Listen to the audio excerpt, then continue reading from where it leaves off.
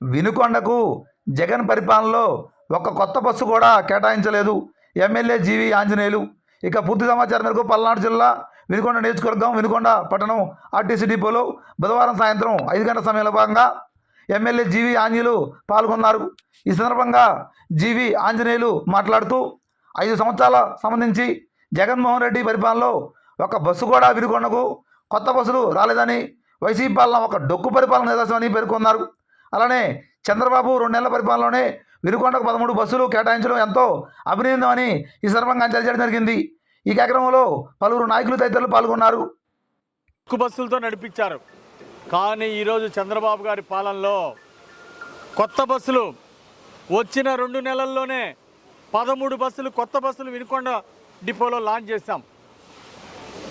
6 super లగ్జరీలు, 4 ఎక్స్ప్రెస్లు, 3 పల్లె వెలుగులు, ఆ విధంగా మొత్తం 10 బస్సుల్ని ఈరోజు ప్రయాణికుల సౌకర్యం కోసం కొత్త బస్సుల్ని నవ చైతన్యంతో, నూతన ఉత్సాహంతో నవనిర్మాణం చేస్తున్నటువంటి చంద్రబాబు నాయుడు గారు రాష్ట్రంలో ఈరోజు ఆర్టీసీలో కొత్త పుంతల్ని ముందుకు నడిపిస్తున్నందుకు చంద్రబాబు నాయుడు గారికి ధన్యవాదాలు.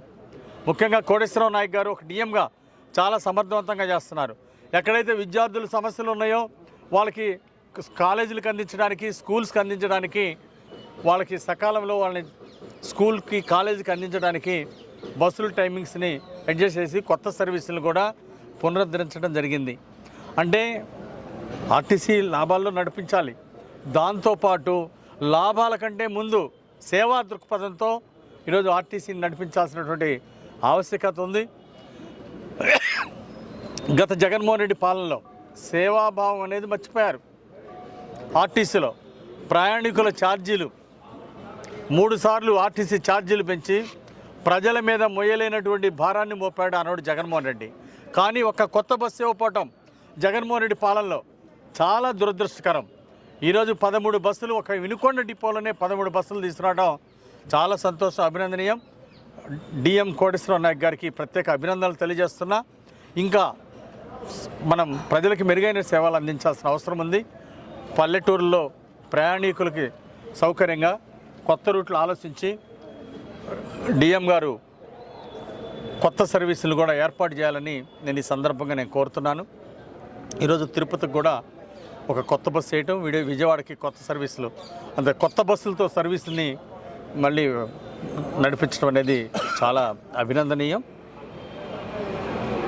సో ప్రజలకి మెరుగైన సేవలు అందించడం కోసం పల్లె వెలుగు బస్సుల్ని ఇంకా అవసరమైన కాడ సర్వీసులు పెంచాలని, గ్రామసీమల్లో ప్రజలకు ఎక్కడైతే ప్రయాణికులకు సౌకర్యం కావాలో, కొత్త సర్వీసులు కావాలో వాటిని గుర్తించి కొత్త సర్వీసుల్ని నడిపించాల్సిందిగా నేను డిఎం గారిని కోరుతున్నా.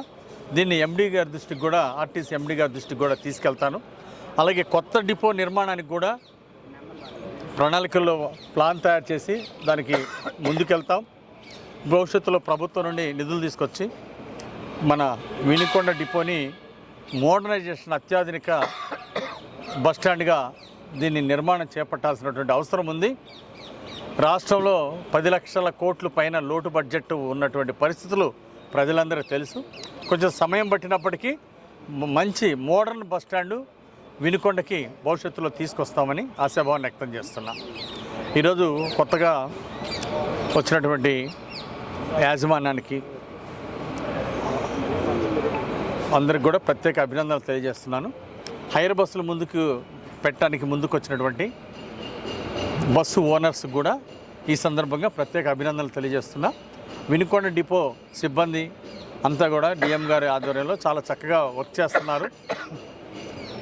క్లీనింగ్ విషయంలో అంటే కొంచెం ఎక్కడైతే అపరిశుభ్రంగా ఉందో దాన్ని వెంటనే, అలాగే గుంటలుగా ఉన్న కాడ అవన్నీ కూడా బాగు చేయించాలని చెప్పిన వెంటనే డిఎం గారు స్పందించి వెంటనే చక్కగా చేశారు. ఆర్ఎం గారికి కూడా నేను ప్రత్యేక అభినందనలు తెలియజేస్తున్నా. ధన్యవాదాలు. Thank you.